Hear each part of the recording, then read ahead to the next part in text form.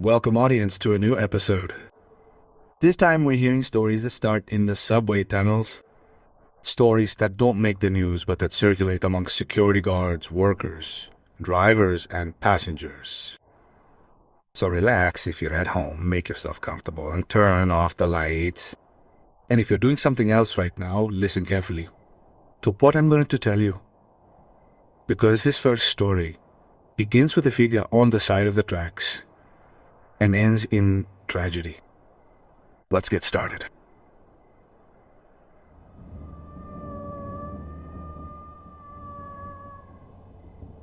I served as an auxiliary subway police officer for nearly 8 years. I had to work on several lines on different shifts. But what happened to me at the Jamaica station is something I'll never forget. It was in 2016, on a Friday that turned into Saturday morning. That night, I was on duty covering a routine inspection at the Jamaica station. It was around 3 in the morning when I had to go check one of the side entrances and walk along the platform to the furthest point. Everything was silent. There was no movement, only the electric hum of the tunnel lights and the echo of my own footsteps could be heard. But as soon as I reached the station, I turned around, and there she was. There was death. I don't know how to explain it without sounding crazy, but there she was, standing right at the edge of the tracks, tall, hooded. Her black robe covered her entire body, and yet the fabric dragged on the ground. In her hand she carried something shiny, a large, real scythe. It was just like they show in the pictures and images. She didn't move, she didn't make a sound, she just stood there. I didn't dare approach her. My body froze, and after a few eternal seconds, I turned around and walked away. I walked as if I hadn't seen anything. My legs were shaking, and when I got to the stairs, I gave the report on the radio. But obviously I didn't say that I saw death. I only reported that someone had possibly snuck to the beginning of the subway exit. A man. They said they would send a colleague to help me, but when we went to check, there was no one, no footprints, no noise, nothing. I thought maybe I had imagined it, or that I was too tired. That same day, due to lack of staff, they asked me to work a double shift. Around 8 in the morning, with more light and a bit more movement in the station, I stayed at the same spot again, and there arrived a young man, right at the entrance of the tunnel. Thin, nervous. He looked strange. He was pacing back and forth. I noticed him from afar, but I didn't think badly. I went over to ask him if everything was okay. He told me, yes, with a smile, that he had just had a problem with his girlfriend. I moved away because the subway was about to arrive. And just when the subway was coming in, that young man jumped out like that, without hesitating or saying anything. He jumped onto the tracks at exactly the right moment. The train didn't have time to stop. I saw it all, and I remembered it. That was the same spot where I had seen the hooded figure hours before. It was as if I had been waiting for him. That day, I didn't want to eat, and although I filed a report as part of the protocol, I never told you what I had actually seen at dawn.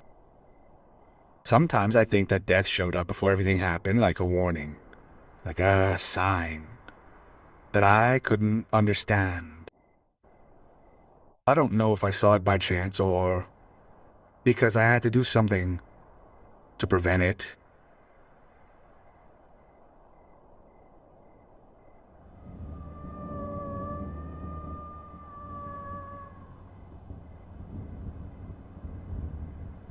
My name doesn't matter. But for several years I worked as an auxiliary police officer in the Mexico City subway. And I'm going to reveal a dark secret among voices. What I'm going to tell you happened to me in 2013. And to this day, every time I remember it, I get goosebumps. The next morning, I got the assignment to do a tour of a large station. I won't say which one exactly. but it was one with several antennas, hallways, and stairs. There was no service anymore. It was around 2:30 in the morning. Everything was closed to the public, and only the security and maintenance people were left. As I was walking down one of the hallways, I saw something that really caught my attention. In the distance, right at the intersection of two hallways, I saw a boy walking by. A boy by himself. He was about 9 years old, his backpack hanging off his back, and he walked calmly, as if he were playing. He was jumping up and down, waving his arms, as if he didn't know he was somewhere he shouldn't be. At that moment, my instinct was to help him. I thought maybe he was lost or that someone had left him behind by mistake. So I spoke to him. Hey, kid, wait up. Where are your parents? Who brought you here? But he didn't respond. He didn't even turn around. It happened several meters away. I started walking towards him with a firm step, repeating, "Hey, stop. I can help you." But he didn't listen to me. The boy kept walking, skipping. He started up some stairs that connected to a hallway above.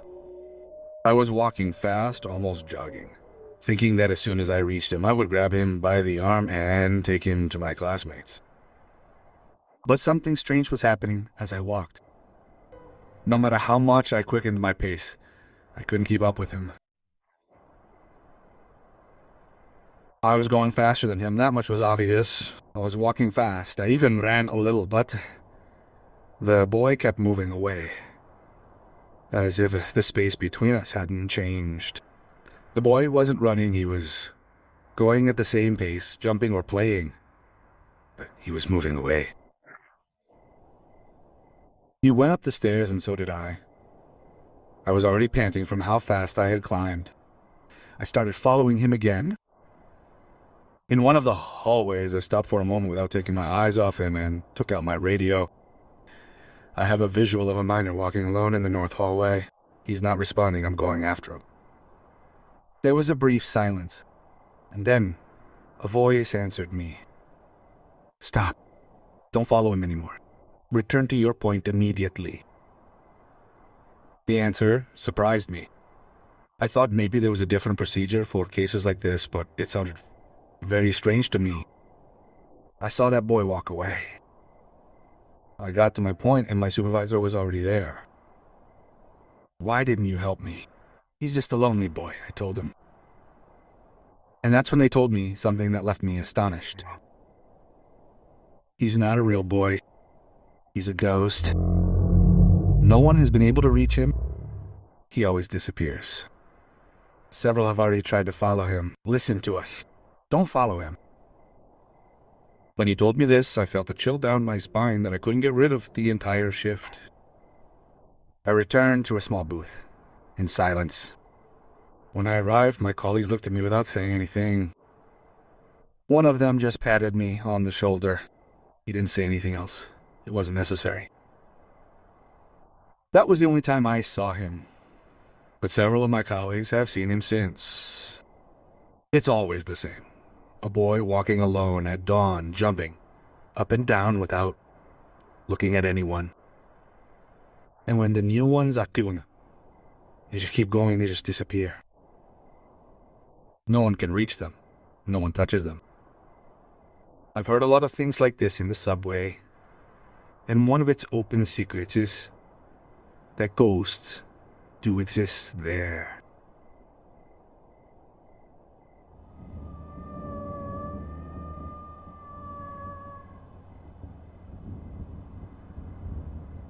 This story didn't happen to me directly, but to my dad. He had worked in the maintenance department of the Mexico City subway for over 20 years.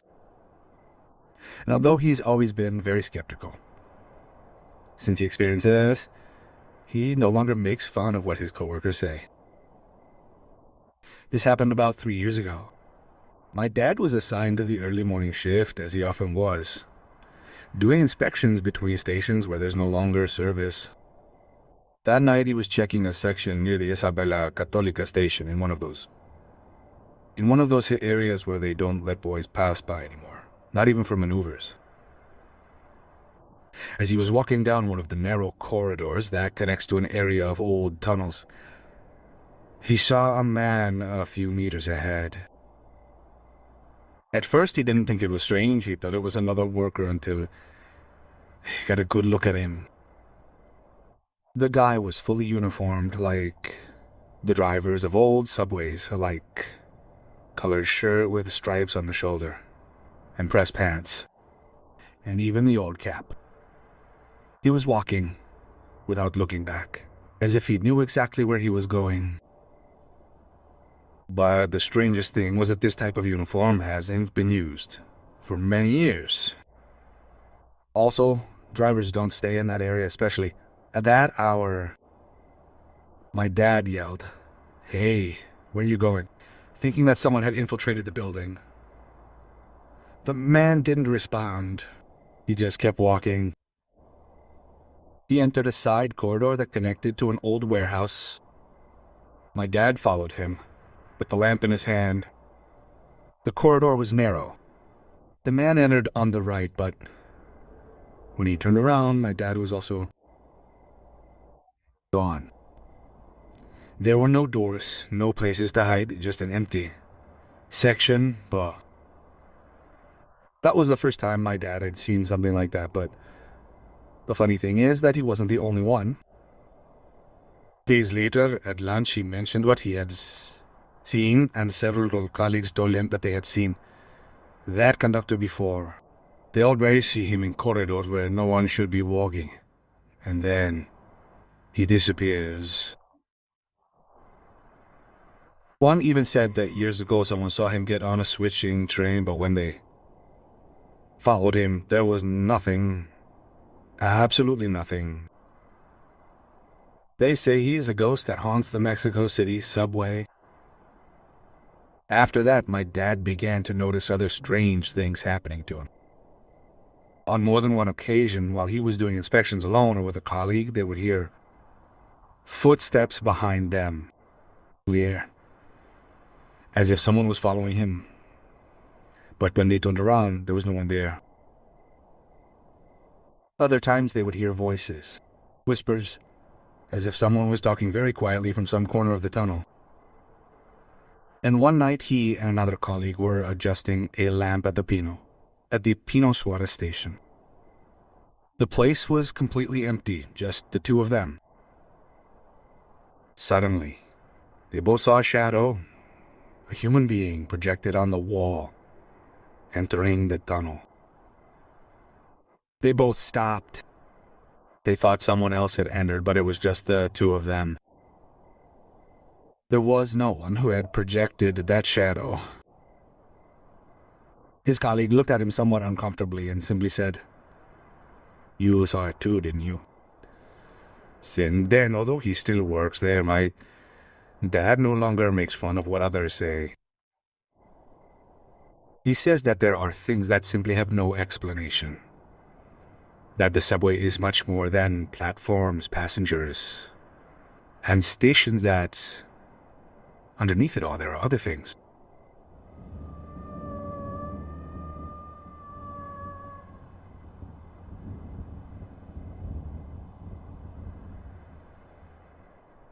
That night I took the last train to Tláhuac. It was almost 11:30 when I got on the car closest to the end of the platform, the one that almost no one takes. But to my surprise, it wasn't completely empty. There were about 6 or 7 people, all quiet, each in their own world, as is usually the case at that hour. I sat in a corner and played music on my cell phone.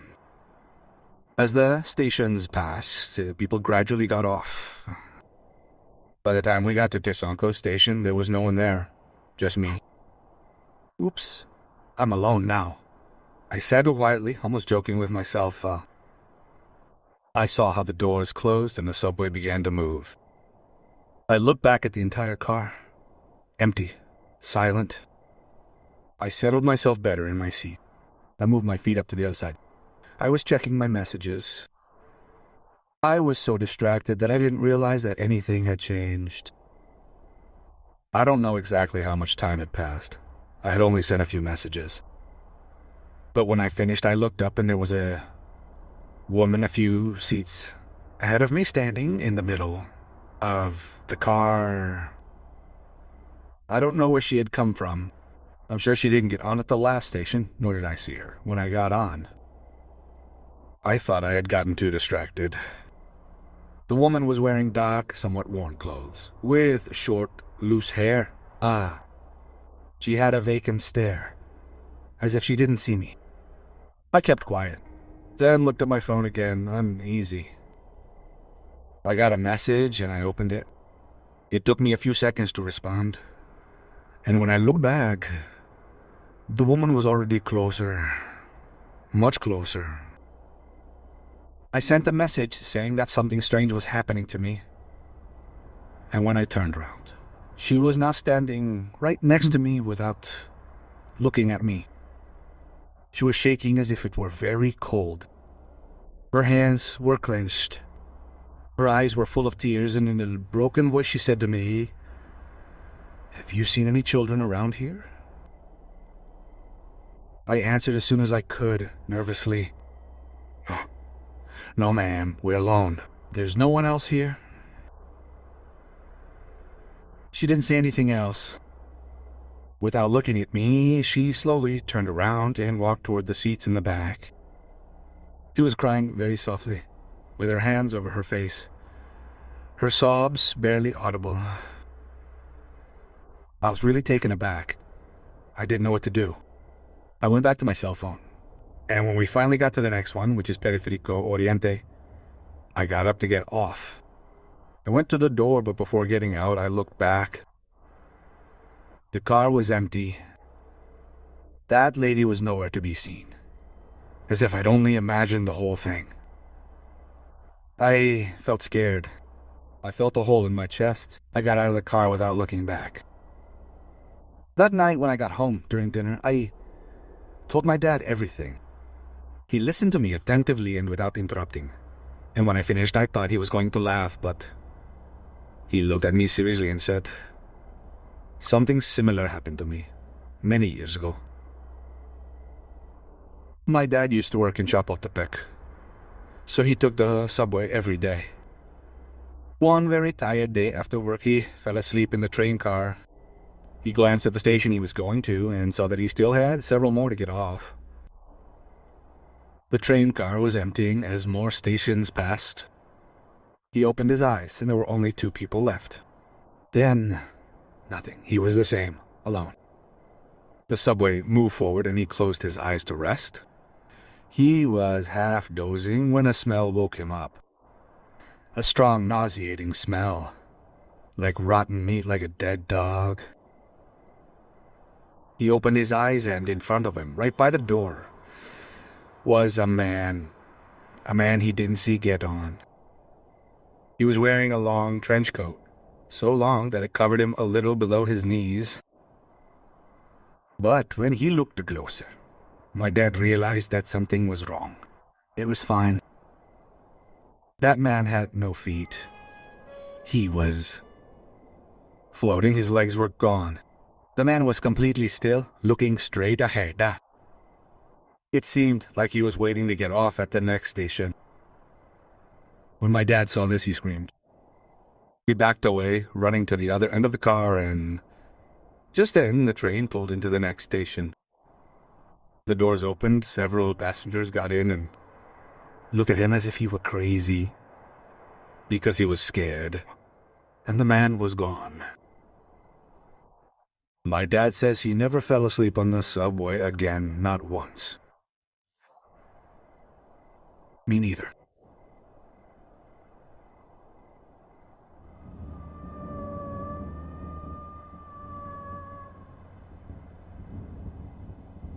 Audience, what did you think of these subway stories? Have you come across anything like this in a car in a hallway, or in those tunnels where the light doesn't reach? If you've ever seen something strange and want to tell us about it, this is your space. Leave your like if you liked the episode. Subscribe and activate the bell so you don't miss what's coming up. And, well, we'll hear from you on the next trip.